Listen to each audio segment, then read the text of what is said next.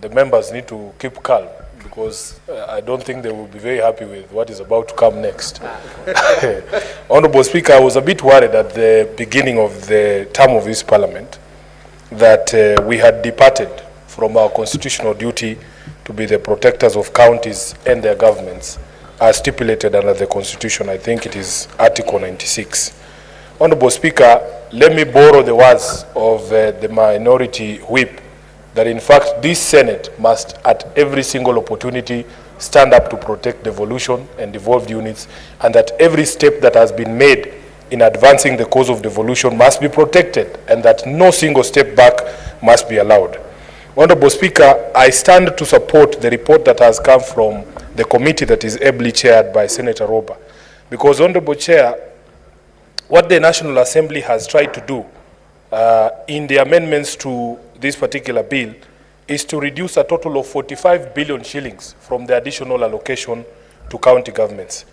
Honorable senators who have spoken before me have spoken about the reduction in RMLF of 10.5 billion shillings. But, Honorable Speaker, if you look at the totality of the reductions, there are some things that I am sure even members of the National Assembly themselves will not be able to justify. For instance, Honorable Speaker, they have cut 7.4, is it million or billion? Million from court fines. Honorable Speaker, you know some of our county governments actually run city courts to enforce local authority laws. And this money is collected from the residents of those areas. Like here in Nairobi, we have our own city court. And, Honorable Speaker, there can be no justification for why that money should be retained at the national level. Honorable Speaker, the second one that has caught my eye is a reduction of 1.1 billion Kenya shillings on mineral royalties. I mean, this is something that is in the law, that counties are entitled to a percentage, and it's a very small percentage of the mineral wealth that is exploited in the areas. And therefore, this is something that we cannot support as a House. And the most interesting one, Honorable Speaker, the reduction of the allocation to county health promoters from 3.2 billion Kenya shillings to 2.5 billion shillings. Honorable Speaker, this is something, a program that was launched with much fanfare here at Uhuru Park by none other than the President himself. And how will he explain, Honorable Speaker? Because as the committee rightfully notes, this 4.5 billion shillings, no, the 3.2 billion shillings, or the reduced to 2.5 billion shillings, is only enough for 86,133 community health promoters, Honorable Speaker. And we have a total of 107,831 of these community health promoters. What that tells you is that 22,000 community health promoters would have no pay for the next financial year. And this is something that we cannot countenance, Honorable Speaker. This is a step that we had already taken. And there are very serious players in the attainment of universal health care. And, Honorable Speaker, this is something we cannot support. On behalf of the CHVs of Nairobi, I will vote to oppose any reduction in the monies that was allocated for CHVs. Honorable Speaker, the RMLF reduction of 10.5 billion Kenya shillings is, as the committee rightfully notes, a contravention of the Constitution. Because if under Schedule 4, a role is defined to be a county role, then it follows the constitutional principle requires that that role be financed. For you to remove the entire RMLF allocation for county roads under Schedule 4 is a contravention of the Constitution.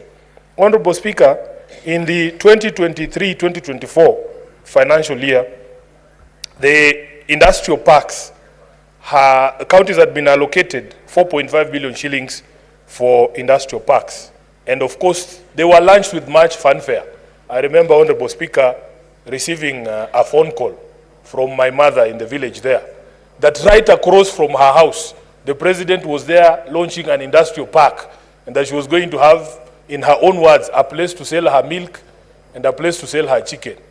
Honorable Speaker, for all the counties that were supposed to benefit from these industrial parks, they only received a total of 1.12 billion Kenya shillings, even despite the allocation of 4.5 billion. So counties that were expecting 250 million for industrial parks only received 62 million Kenya shillings. And Honorable Speaker, if you had allowed me, I have a photo on my phone that my mother sent me this afternoon of that site where the president lodged with much fanfare across from her house. And Honorable Speaker, everything has stalled, and there is no hope for her ever getting a market for a chicken or even the milk. Honorable Speaker, protect me from a majority leader.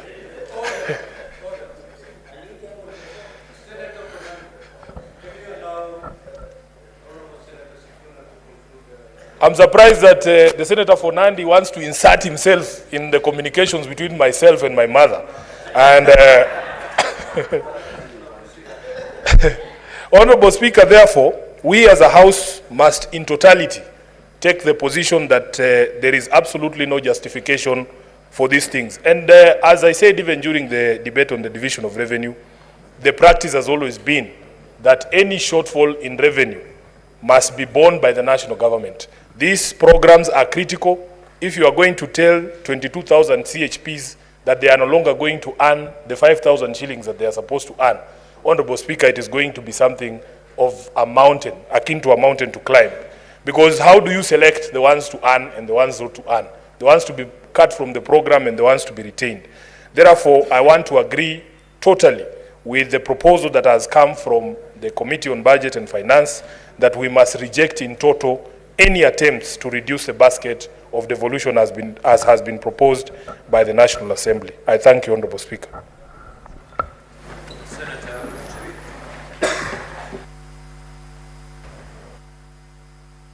Thank you, Mr. Speaker. I want to join my colleagues in appreciating the very diligent work of our Budget and Finance Committee. I have not hidden from this House my admiration of the work done by this committee that I served in my formative years as a legislator, and I